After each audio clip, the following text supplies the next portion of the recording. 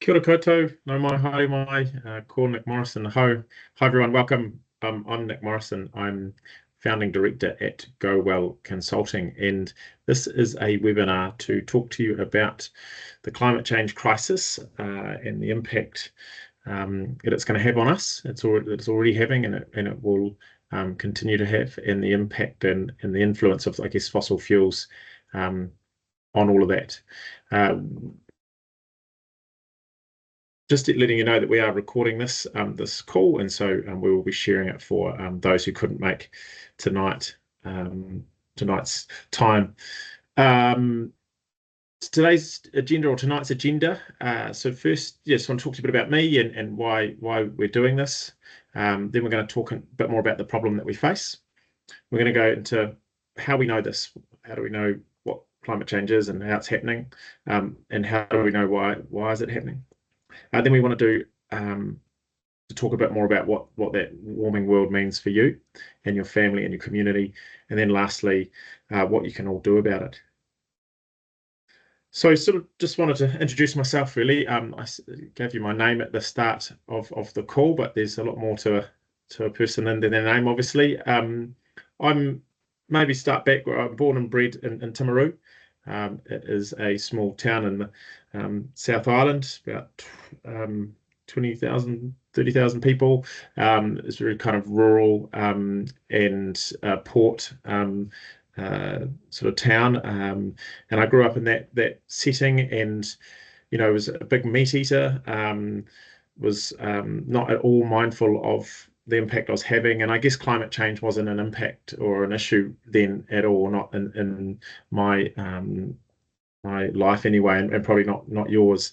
I then went to university and studied sports science, and then became a fitness trainer, and spent a lot of time helping people with their own fitness and health and well-being, and always sort of noticed there's lots of similar issues, people with sore backs and sore necks and feeling tired and feeling stressed. And I just always wondered why there's so many common problems that people sort of came to me with. And I guess that was the start of me starting to question and think about the system and the economic the model that we operate within. I then went to London and spent some time training rich and famous people over there, and got to see that really extreme wealth side of the world, which is fascinating, really fascinating. And then I also did a lot of backpacking and went through Central and South America, Southeast Asia as well, and saw extreme poverty and that real contrast and that real inequality, and some real pollution and devastating kind of environmental impacts. And that just sort of really stuck with me, and I felt like I really wanted to try and learn more about that and use my energy and my time and my privilege to sort of try and solve those problems rather than contribute to them. And so I came back to New Zealand and started out working for a compostable packaging company, and that was sort of my doorway into sustainability and circular economy and composting and product stewardship and all these great things. And yeah, from there on, I just read a lot of books and watched a lot of docos and read articles and listened to podcasts, and yeah, I've gathered, I guess, quite a bit of knowledge now around climate change and the other sort of environmental issues that we're facing, and how they're all connected, and how they're all connected to the economic system that we operate within. And so yeah, I get it. Working in this space, I sort of speak for everyone in this space, and definitely my colleagues as well. It's always a battle, trying to get businesses to do things differently, because we mostly work with businesses, and having to understand and read and keep up to date with what the latest science is telling us around what we're doing to the planet. It's pretty confronting. And so, yeah, we sort of feel there's not enough, I guess, people with the knowledge and a good understanding of why climate change is happening and how we can stop it and mitigate it, and the steps that need to be taken. And so that's kind of why we decided to do this, to try and share some of that knowledge that has been gained over the past decade or so, and a lot of that first-hand experience of working with businesses to try and solve these big problems. So just quickly, yeah, Go Well Consulting is the sustainability consultancy that I founded in 2017. So we just turned 8 on November the 1st, which is a milestone. Our purpose is to transform our world to thrive. We really want to see a thriving environment. We want to see thriving communities and a thriving economy. And we do that through evolving businesses for the sustainable future. We call ourselves a full service sustainability consultancy. So by that, we mean we do strategy, we do report writing, we do emissions mapping and reductions, we look at packaging, we look at waste, we look at supply chains and human rights violations in supply chains and so on and so forth. And our belief is that we need to move to a circular, regenerative and inclusive economy. So we really try and help businesses with that and those, especially those who want to do that. As I sort of mentioned, we work mostly with businesses. We work a little bit, well, not so much work with, but I guess engage with government on various submissions, etc. We're trying to do some advocacy at the moment around the right to repair bill. That would be a huge step forward for New Zealand towards a circular economy. And so we'll engage with government through those kind of initiatives, but we very much work with businesses. That's our sort of day to day, and helping them understand this big picture and the impacts they're having and what changes they can make and how to communicate that with their customers.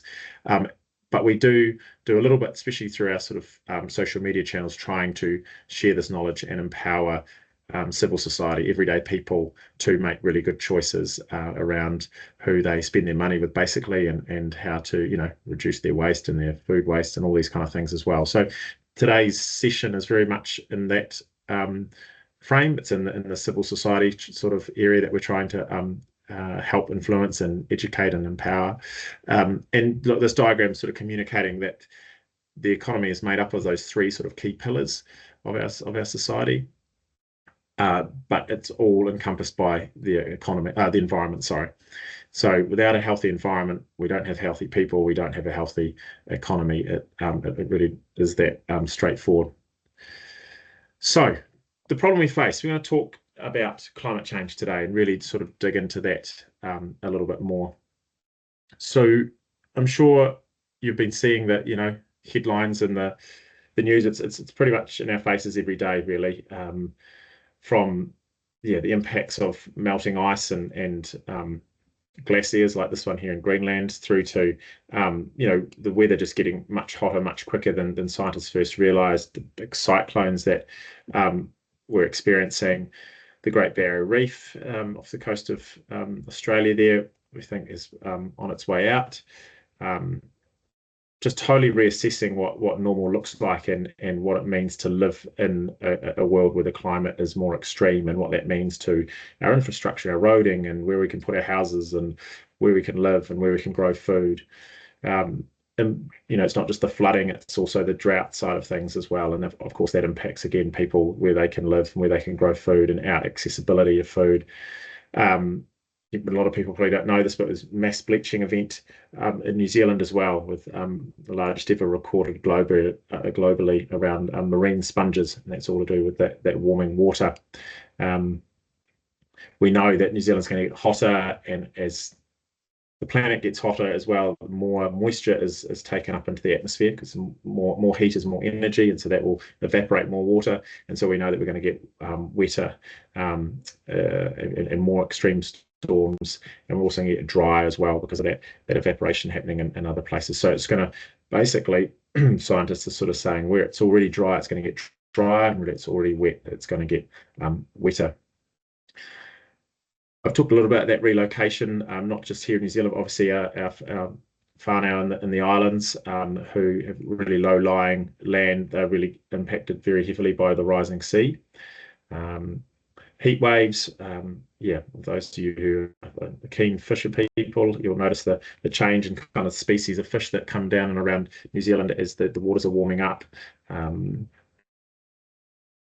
look, the challenge, and I guess the frustration that we feel a lot in our role, and especially working with businesses, is that the progress is really slow, both on mitigation, so reducing climate change, but also the adaptation, so starting to really acknowledge that this is here and it's going to get worse. We need to change how we run our society and how we run our economy, and it's just a lot of reluctance to do that. But people kind of know it, right? So I guess this stat here, around 80% of people against development in risky areas, people are aware of these risks and are aware of these challenges and want solutions and want progress. And it's often thought that it's a slow thing, and it is to some degree, but it's really speeding up. It's really rapidly speeding up. And to think here, I don't know if you can read that one there, but 2 meters of land overnight was washed away in this at this beach. Like, that's phenomenal. 2 meters just disappeared overnight of land. So these are the kind of impacts that we can expect.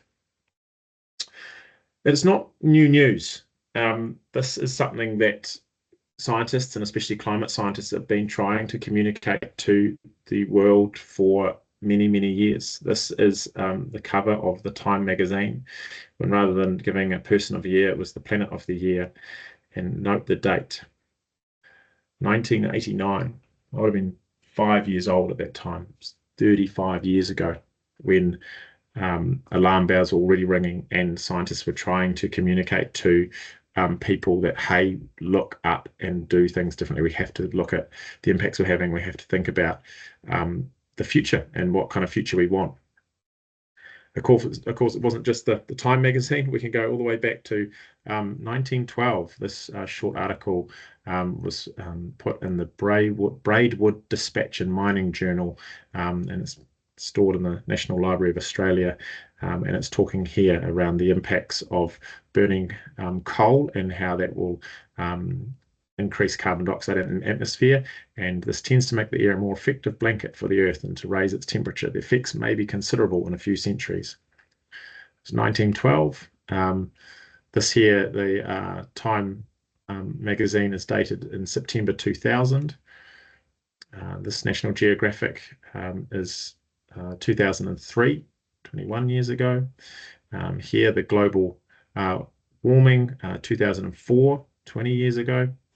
And then this one, New Scientist, is in 2011. So it shouldn't be new, and I don't think it will be to anyone on this webinar, but really trying to communicate that we've known about this for a long time, but what's changed? What changes have you made, I guess, as an individual to your own lifestyle? I sort of started this call talking a bit about my background and admitted I was a big meat eater. I have drastically reduced that now. I have cut out a lot of plastic in my life. I only buy secondhand clothes. I have done a lot. I've put my KiwiSaver into a KiwiSaver that doesn't invest in fossil fuels. So there's lots of individual things that we can do that all add up, and we need everybody to be doing everything they possibly can to try and help. So I want to talk to you now a bit about the science. So this is a pretty famous graph within the sustainability or climate world, and what it's showing here is the amount of carbon dioxide in our atmosphere in the last 400,000 years, and I'll talk to you in a minute about how we know that. But what you can see is that the level has changed over time. It has gone up and down over that 400,000 year period, and quite dramatically at points. And that's due to natural circumstances, such as the planet it doesn't follow the sun or rotate around the sun in a perfect sphere. It slightly stretches out at points. It also doesn't stay perfectly on its axis. It wobbles slightly. So those, although they might seem insignificant when you put them on the scale of a planet going around the sun, they really do matter, and they have a big impact. Equally, we've had some big volcanic events over that time that have put a lot of ash, etc., into the atmosphere and blocked the sun's rays, and so there has been natural climate change. But see this rapid rise since the Industrial Revolution, since we started digging fossil fuels out of the ground and burning them to power our economy. Never has it gone up so quickly, and we're breathing air now that has got more carbon dioxide in it in at least the last 400,000 years. And I've seen some research more recently that said it's as much as 1,000,000 years.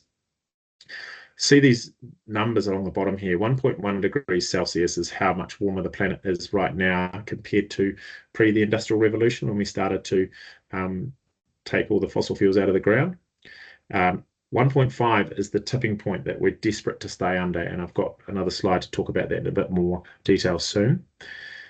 And we're on target for 3 degrees. And again, I've got a slide to sort of show you the what they call scenarios, and 3 degrees is there's a bit of a range, as you can probably imagine. It's pretty hard to predict exactly the temperature that will be, but the best science is saying that the current amount of emissions we're putting in the atmosphere at the moment, and looking like we'll continue to do, it's likely that we'll get to 3 degrees of warming by the end of this century, in the next 74 years, 76 years. So just stop and try and imagine what world that's going to be like. If you've seen the flooding that just hit Spain, you saw the hurricanes that just hit Florida, you saw Gabrielle that hit New Zealand, and all the other flooding that hit the North Island. That's all at 1.1 degrees. So you can imagine what it might be at 1.5, and then again at 3. I always like to give the analogy of the human body. Our resting temperature is 36.5 degrees. If we go up to 37 degrees, we'll be pretty hot and taking off probably most of our clothes. If we go to 37.5, we're probably in hospital. 38 degrees, we're probably brown bread, or on intensive care.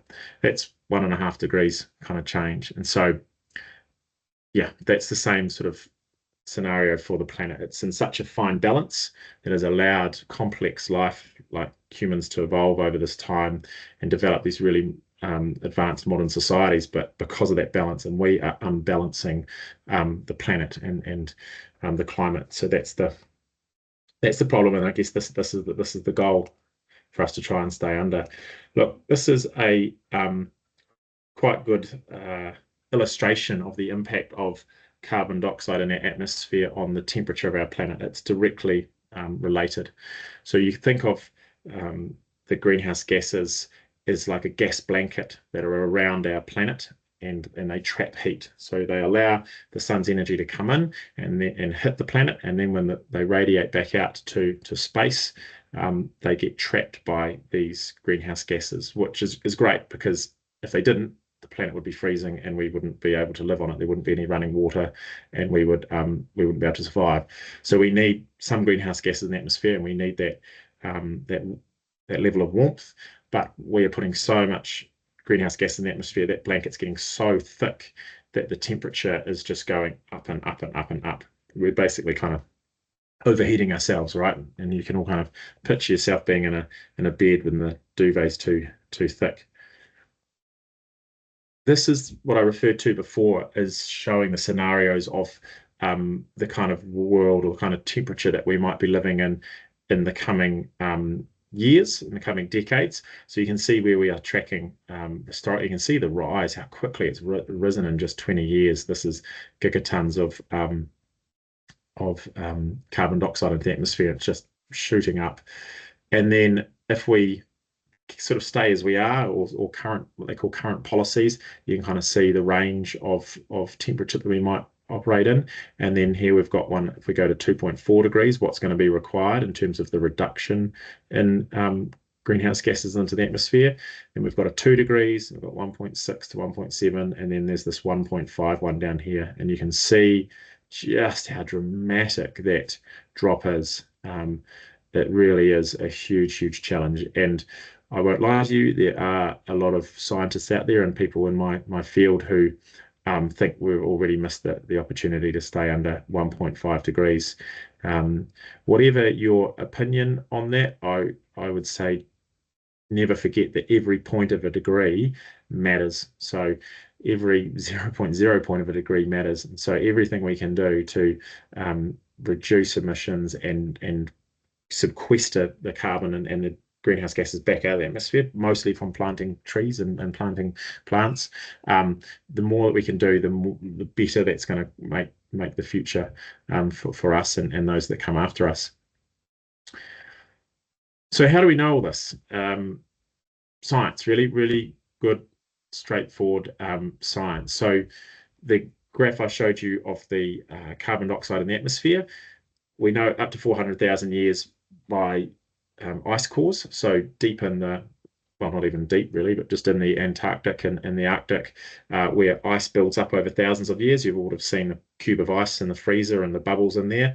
Well, these scientists are digging deep down, kilometers down into the ice that's built up over thousands, 400,000 years, and they pull these ice cores out and they measure the bubbles, the air bubbles inside that ice for the amount of carbon dioxide in there, and they can correlate that to a global average and then the temperature as well. They also use trees and how quickly trees grow, as well as a measure the rings within trees, and fossils as well, often measured. But this ice core is pretty accurate data that is used. We've got thousands and thousands of satellites spinning around us now. I was looking, as part of this, I was looking into how many satellites that old SpaceX have put up into the atmosphere or into the galaxy or whatever. That it's like something like 2,000 or so in the space of just a few years. It's just phenomenal. And so there's so many satellites up there sending back data, sending back imagery, sending back all the sort of information scientists need to know really, really well how the planet operates and how it's changing. I've also got atmospheric sensors. So now we don't dig for ice cores so much anymore. We use real-time data and how much to measure how much carbon and other greenhouse gases are in the atmosphere. And so the picture on the right is of Baring Head, which is down near Wellington. And so that's New Zealand's kind of contribution to the global measure of carbon dioxide. So there's many of these sites all around the world, and they sort of average that all out to get that global average. And of course, it's not just the atmosphere, but also in the oceans. So the oceans are changing. As carbon dioxide goes into the atmosphere, it's absorbed by our oceans, and that creates carbonic acid. And so the pH, or the acidity of the ocean, is changing, and that causes real issues for our marine life. And also it's warming up, and that's changing how the currents that control the oceans. So there's a big global network of marine sensors that are telling us about our ocean in real time. And of course, they also send these weather balloons way up into the sky to get some data as well. So yeah, we know really well what is happening. I'm a climate scientist, but the climate scientists do know really, really well what is happening and can see changes in real time. So why is it happening? Why are we doing this to ourselves, I guess? Well, we've inherited what we call a linear economy. And so it's based on the premise of extracting natural resources out of the planet, out of the environment. So cutting down trees, digging out fossil fuels, taking animals, whatever, and we turn those into products. And then we use those products, often only once, if you think of like single-use plastics or fast fashion, and then we throw them out. And we've got this whole thing about ownership. We own stuff, and we hold a lot of our I guess identity and self-worth around our possessions, right? And so much so, I've got so much stuff that people can no longer park their cars in their garage because they're full of stuff, or they have to hire an extra storage facility to put all their stuff in. So it's pretty crazy, the level of consumption, right? So not only is it this kind of linear system where we take materials, we make products, and we throw them back into the environment in the form of waste and pollution, but we're also just doing so much of it, and it's all powered by fossil fuels. It is the fossil fuel revolution really that has allowed us to massively expand the economy. And so that's the problem we've got, right? So I'll talk to that part a little bit more in a minute as well. This diagram here is showing they're kind of hopefully trying to show all of that in one picture really. So almost all of our energy comes from the sun and hits the earth. Obviously, there's a little bit of energy coming from within the earth itself, from deep down in the mantle, where it's very hot from all that pressure from the force of gravity, and we get some energy coming from inside the earth, but most of it comes from the sun. It hits the planet, and then it will radiate back out. they're different wavelengths. It's a different kind of light that radiates out, or different kind of energy that radiates out versus that comes in and hits us. So the atmosphere and the greenhouse gases let the energy in, or the light in, but they then trap it going back out into space. And mostly, yeah, we're getting the greenhouse gases into the atmosphere because we're pulling fossil fuels from out of the ground. The fossil fuels are fossilized plants and animals from millions of years ago, and they're deep down under the earth. They're not impacting the atmosphere in any way. They're not impacting what we call the biosphere in any way. The weather and the climate is controlled by plants, animals, the oceans, and the atmosphere, and a little bit of volcanic activity here and there as well. But these fossil fuels are deep down and they're not impacting the climate in any way. And we're digging them out and burning them and releasing these greenhouse gases, mostly in the form of carbon, that's going up into the atmosphere, and that's changing that whole balance. Of course, it's not just fossil fuels. Obviously, cutting down forests and destroying the trees, etc. That's releasing carbon. They're all made of carbon. And we all know we probably all know that methane is a really big issue as well. It's a real problem for New Zealand being such an agricultural-based economy. But ruminant animals, especially, so animals that eat grass, they burp, mostly burp. Often people think it's farting, but mostly it's burping. Methane, which is a really potent greenhouse gas. Also, the use of fossil fuels to put onto our soil, so in the form of synthetic fertilizers like nitrogen, when that's applied to the soil, it reacts with the oxygen and creates nitrous oxide. That too becomes a really potent greenhouse gas. It's not just carbon. I've sort of been talking about greenhouse gases. I sort of flip and flop between both, I guess. That's sort of how it's done within the industry is, yeah, you either talk about greenhouse gases or carbon, but carbon's generally kind of used as a collective term for all the greenhouse gases. It's just carbon is the biggest impact. That's what we're changing the most in terms of the atmosphere.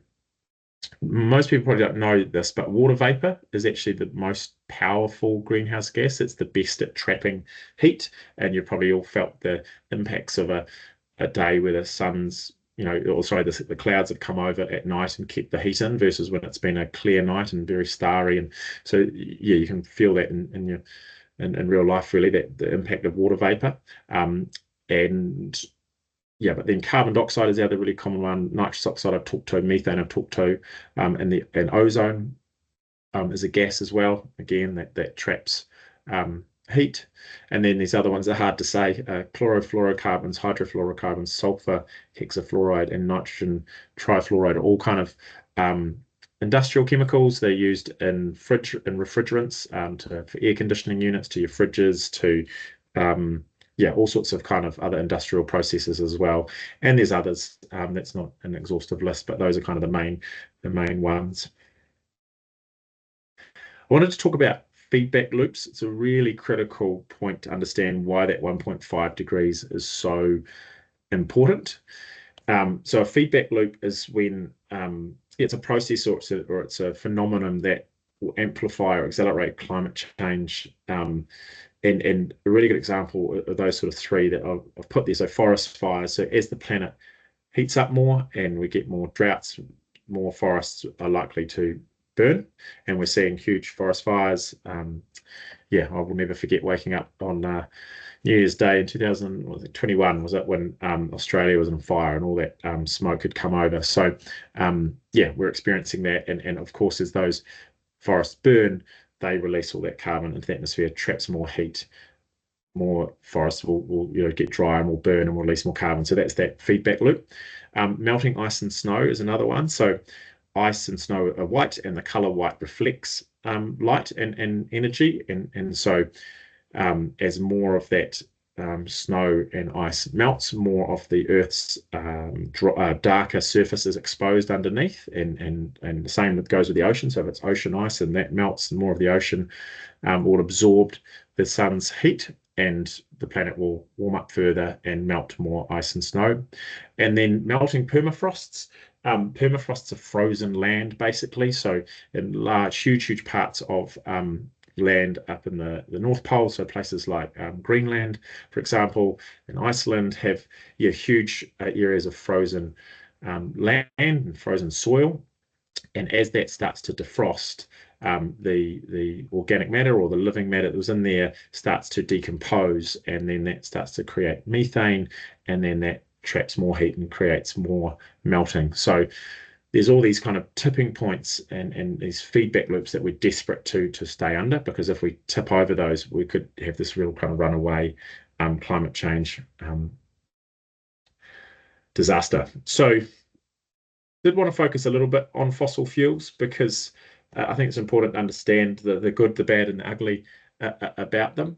The good thing about fossil fuels is that they are a really dense source of energy. So a litre of oil holds a huge amount of energy, far more than a panel of a solar panel, or far more than a horse or a human could do in terms of the energy output. So that's why it's hugely popular, and that you don't need to store as much of it, right? You need a lot of solar panels to create the same amount of energy as a litre of oil or coal would. So it's a very dense source of energy. It's very abundant. There's so much of it out there. It is finite, so there is a limit to it, but there's so much of it out there. It's very cheap. There's a lot of costs that don't get included in terms of impacts on nature and people that should go into the cost of fossil fuels that don't. But if we're just talking sort of pure economics here, it's very cheap. It's very easy to transport, and it's very easy to store. So there is some really great things about fossil fuels, and it's those reasons really that it's become so prolific, and it has just powered the global economy and our lifestyles that we experience today. The bad, the really inconvenient truth about fossil fuels is that they release that fossilized carbon. So as I said before, fossil fuels are old dead animals and plants that have been squashed underneath tons of rock and turned into fossilized fuels, coal, gas, or oil over that time. And so when we burn them, we're taking that carbon out of the ground and putting it back into the atmosphere. There's also other air pollution issues that come with burning fossil fuels, and other environmental pollution, from oil spills to degrading forests to open cast mines for coal, for example.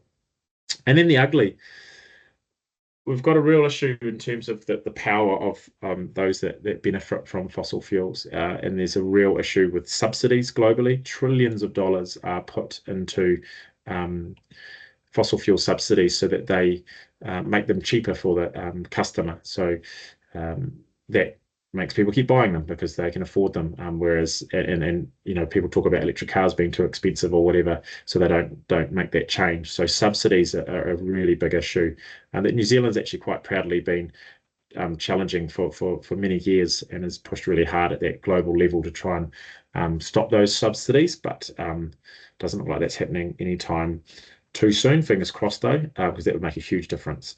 The industry, the fossil fuel industry, is just so powerful, influential, the richest industry in human history. They're just billions and trillions of dollars within that the industry, and that with that money they have a lot of influence, right? And that includes in our politics. So all around the world we know that money from fossil fuels is finding its way into politics and influencing the governments of the day and of the past. And they've run big campaigns of denial and doubt. With science, the climate science, it's hard to be really exact. And some of those graphs I showed you before, there's ranges and there's variability and there's likelihood versus certainty. And so fossil fuel companies have played against that and kind of being, oh, they don't really know. It's a bit unsure. It could be this, could be that. And that's created a lot of doubt and dragged out the action, right? And dragged out the change and allowed people to sort of just keep doing the same old thing and keep the status quo as it is. And then the last really ugly thing, I guess, is that so many of our global economies are reliant on them. If we were just to stop using fossil fuels tomorrow, New Zealand's economy would grind to a halt. We would, not be able to move things around. A lot of our electricity, about 20-ish%, is still reliant on coal and fossil fuels. So, puts hospitals at risk, and so on and so forth.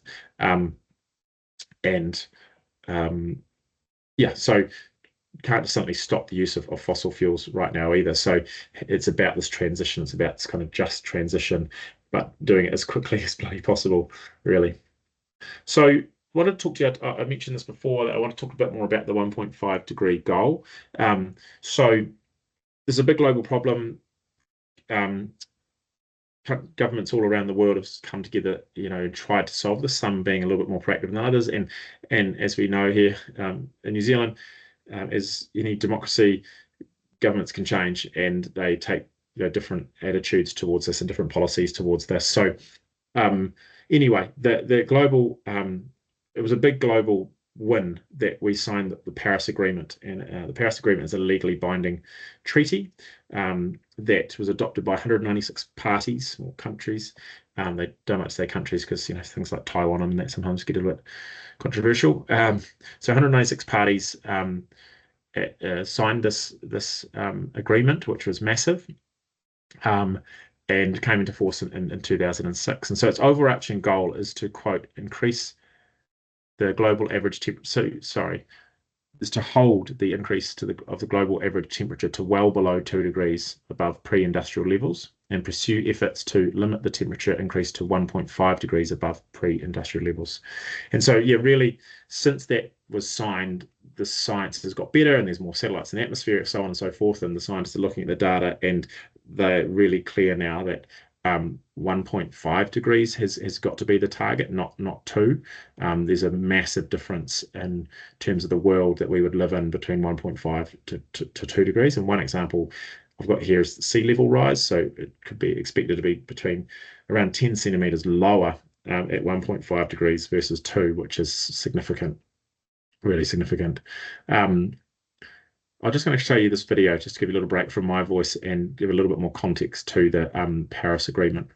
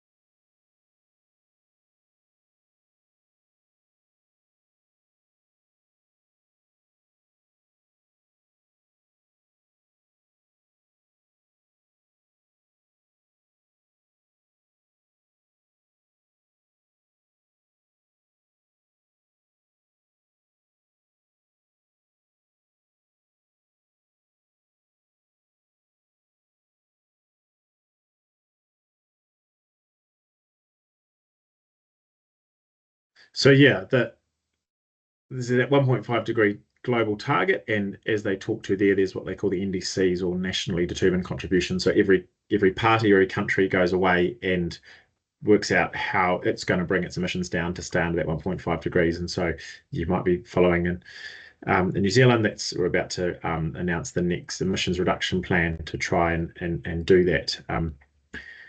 Yeah, I won't go into my feelings on that right now.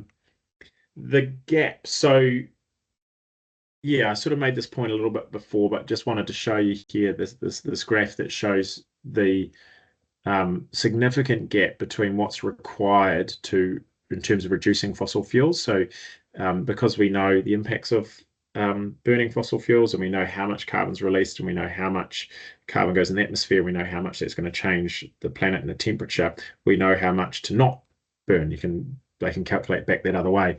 And so this graph here, if you can see it, is showing the drop in the use of fossil fuels that's needed to get to that 1.5 degrees. And I think the other one there might be a 2 degree one. And then this is what we're on target for at the moment. And so you can see that gap that's happening there. And just to read those quotes to you, extracting fossil fuels from new oil and gas fields is incompatible with a 1.5 degree limit. Just read that again. Extracting fossil fuels from new oil and gas fields is incompatible with a 1.5 degree limit. So basically, if we go and open up new oil and gas fields, kiss 1.5 degrees goodbye.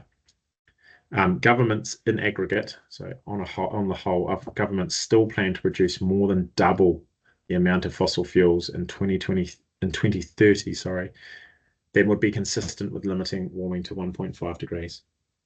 Read it again. Governments in aggregate still plan to produce more than double the amount of fossil fuels in 2030 than would be consistent with limiting the planet to 1.5 degrees.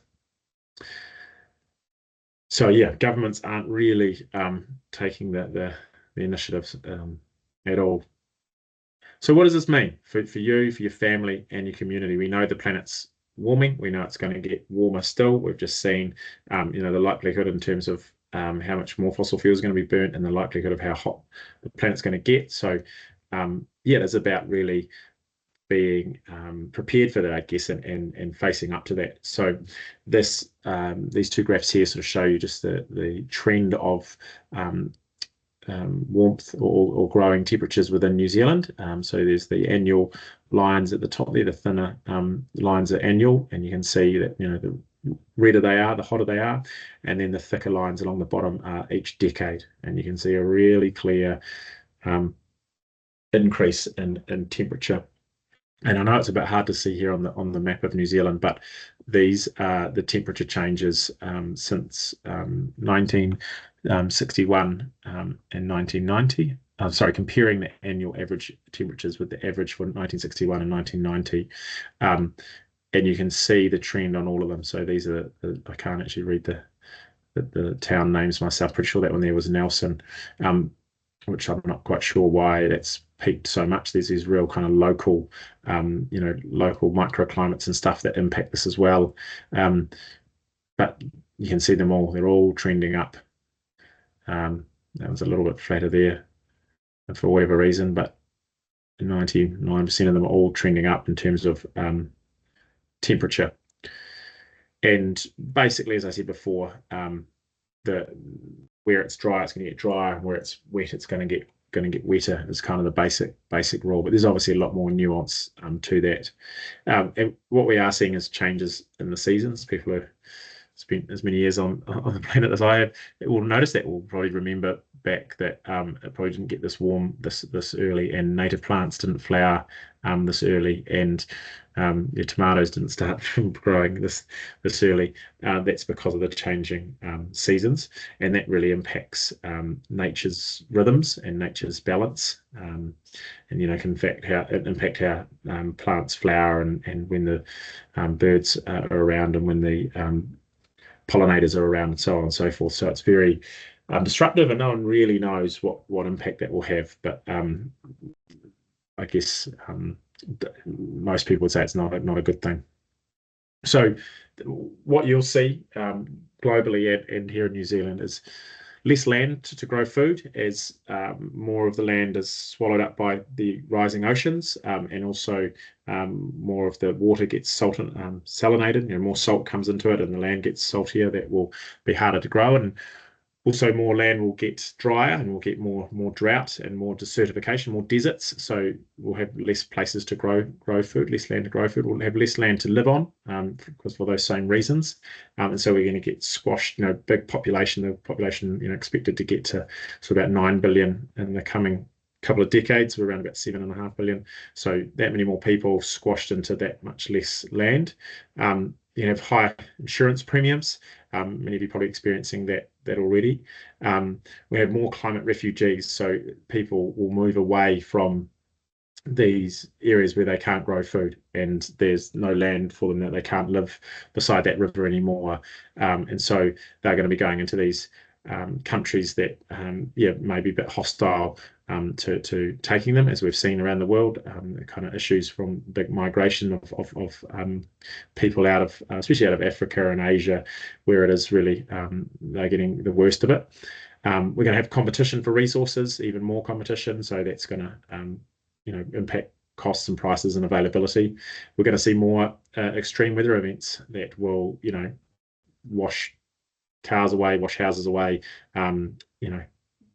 blow trees over, destroy our electricity lines, so on and so forth. So those really big extreme weather events that really hit, and really devastating. We expect more of those. We get more pests and disease. As this unbalances nature, we're going to get species that weren't normally there coming in and decimating the local species. And also, the likes of COVID-19, there's a lot of research to show that was directly related to us getting too deep into nature, basically, in our relationship with animals. And there's a lot of research to show there's going to be more diseases because of that kind of link.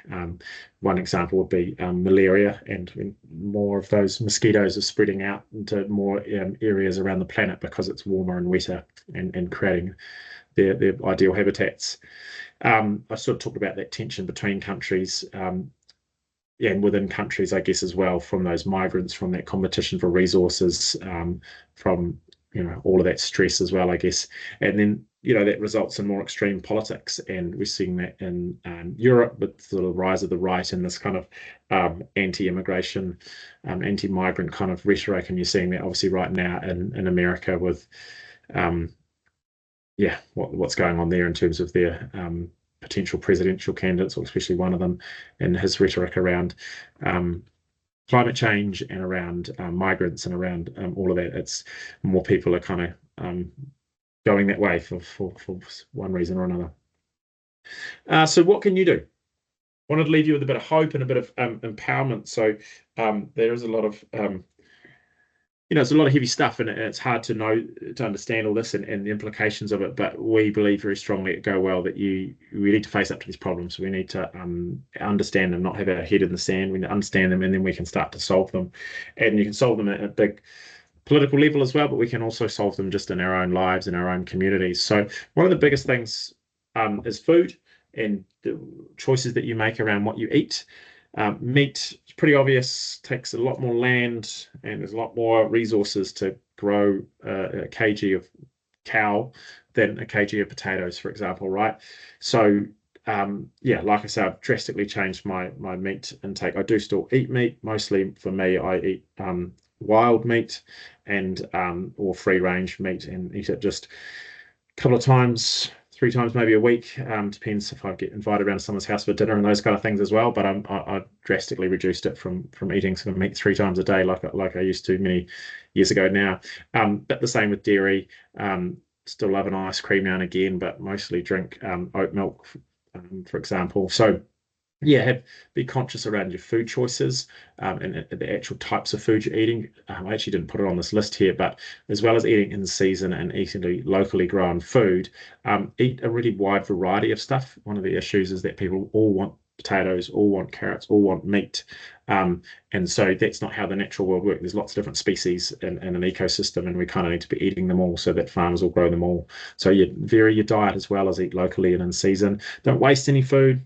Hey, it's going to save you a lot of money, but it's going to reduce your impact significantly, both from the emissions that come from sending it to landfill, but also all the emissions that take to create and transport that food. So eat it up. Grow your own. You're going to want to know how to do that in the years to come anyway. So learn how to grow your own. It's a bit of a lost art for a lot of people, and we know that it has huge impacts on people's health and well-being, being in the garden and in the soil and so on. Money. Buy less stuff, basically. Consume less. Be really mindful when you are buying something. Buy from good brands that do a little bit of research into them. Buy secondhand first and foremost if you can. I buy pretty much only secondhand clothes. I did treat myself to a brand new jacket recently that I hope is going to last me about 10 years. So buy quality that lasts if you are going to buy new. If you are familiar with some of those certifications, they're B Corp, Fair Trade, Certified Organics. They are legitimate and they are better than not things that don't have those certifications. Last one there is really, really important. Don't invest in the problem. So if you haven't already, check Mindful Money and understand where your KiwiSaver is invested, because you might be funding these fossil fuel companies. So get your money into the good businesses that are trying to solve the problems, not the bad businesses that are continuing to create the problems. And donate. There's so many charities and community-run organisations and not-for-profits out there that are desperately trying to solve these problems and plant back trees and regenerate nature and so on and so forth. And so, yeah, support them. At your home, reuse things, repurpose things, repair things, care for things, make sure they last, and do recycle. It does make a difference. It's not huge, but it does make a difference, and do it right. The decisions you make of where to put things in a bin has a huge impact on the rest of that chain and what else will get recycled or not. So it's pretty straightforward now. Plastics 1, 2, and 5 can go into the curbside recycling, as can cans, aluminium and tin cans, as can cardboard and paper products. Don't put your lids on your bottles. Take those off. You can take those into certain stores where you can drop them off. Have a wee look online, and you should be able to find one near you. If you don't already know where your local recycling centre is, find out where your closest one is. They'll take a lot of other stuff, big chunky bits and pieces. In soft plastics, there's a big soft plastics recycling scheme around the country as well. So do that. It does make a difference. Minimize the energy use. So turn off lights. If you don't need the air conditioning on, turn it off. Have the window open. Maybe put a jersey on rather than turning the heater on first. And drive and fly less. Cycle, walk, take public transport, so on and so forth. Flying's still the biggest challenge for me. I have parents in Christchurch and friends overseas and a sister overseas, and I wouldn't be doing the work I'm doing if I hadn't have travelled. And so it's still a really hard one on the amount of flying I do or don't do. And yeah, so I don't have a solution for that one yet. Some people have carbon budgets, or they only let themselves fly a certain amount of distance over a certain amount of years, which is something I might do eventually. And then personally, learn. Be curious, ask questions, think. Don't be one of those mindless consumers that just buys something that they see on Instagram that they suddenly have an urge to have, and then it arrives and then it goes into the landfill. Think about things, ask questions, think about what policies governments are deciding on the day. So yeah, and be engaged politically as much as you feel like turning off from it at times. Just keep an idea what's going on and try and understand the policies, not the personalities. Be engaged in your community. Get out there, help, connect with people, look after people, drive things in your community. Does your community have a community farm or a community garden? If not, you be the one to start it and get it going. Donate your time as well as donating money. Donate your time. Do the mahi. We need trees in the ground. We need people out there digging the holes and putting the trees in the ground. We need plastics out the ocean. We need people out there pulling the plastics out. Actually go and do it, especially if you're physically able and can do that work. Share what you've learned. So I hope you've learned some things from today.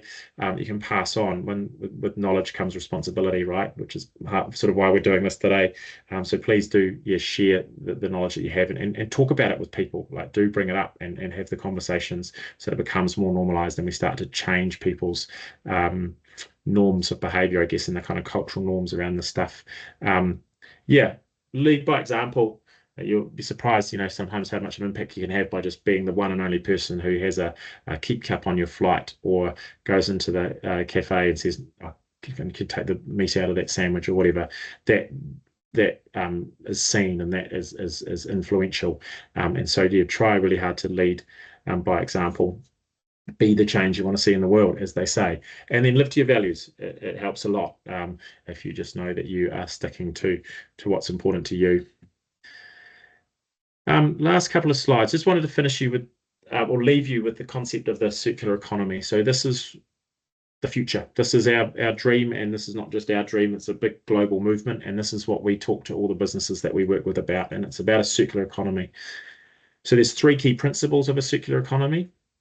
1, design out waste and pollution. There is no waste or pollution in the natural world, or I like to call the real world. If something dies or cracks, it becomes food for another organism or another system, right? So we invented it.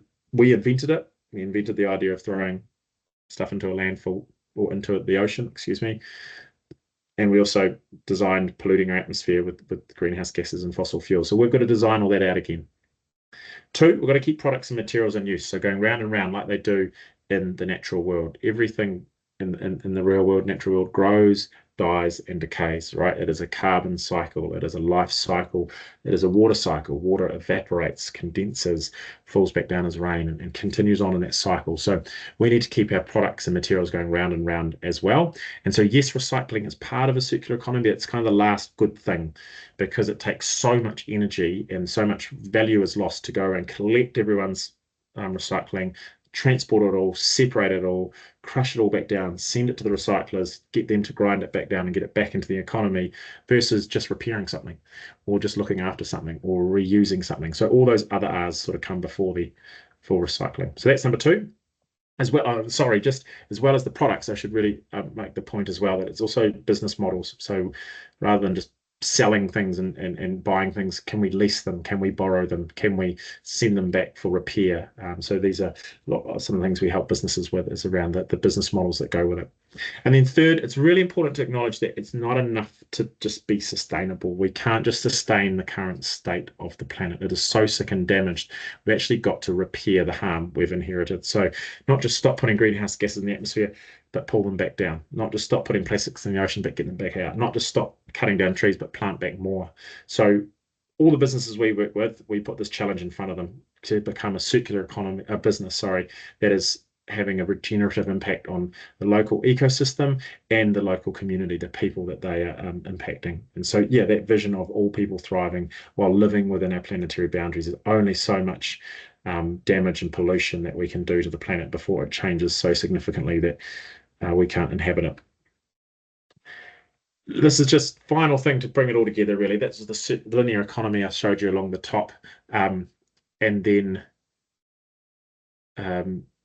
that's fantastic. Thanks, Victoria.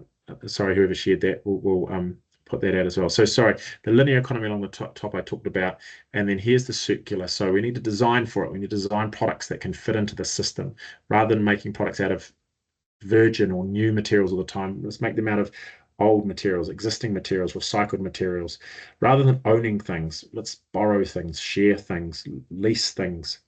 Rather than just throw them away when they break, let's repair them, let's care for them, let's keep them lasting, extend the life of them. When it does come time to separate things, put natural things, organic materials, natural into the circle of life, so through composting or worm farming or whatever, and let's put the synthetic materials, the computer screens, the plastics, whatever, back into the reusable and recycling kind of system. All right, so it's really, really important that you separate those things. So when you throw things out, make sure natural things, anything that was once living goes into the circle of life through the compost or worm farming, and anything that's not goes into that recycling, or you take it to a recycling center, or you repair it, or you refurbish it, and so on and so forth. And then let's keep the money going round and round rather than extracting stuff and then throwing it back out and needing to get more. Let's hold on to it and keep it circulating round and round the economy. And just one final thought to leave you with from Maya Angelou, who's a famous American poet and civil rights activist, who said, "I did then what I knew how to do. Now that I know better, I do better." Cool. Thank you all so very much for attending. I hope you got something out of that. We will be sharing this video with others who couldn't make it tonight. And sharing some links as well. I know Charlotte, my colleague who's in the background, is putting some stuff here into the chat. So if you want to cut and paste any of those resources, feel free to do that. I'll just give you another 20 seconds or so to do that, and then we will say goodbye.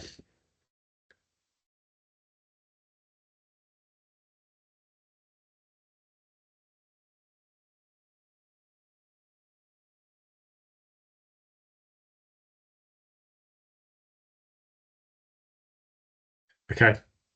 Thank you all very much. Ka kite anō. Pomare.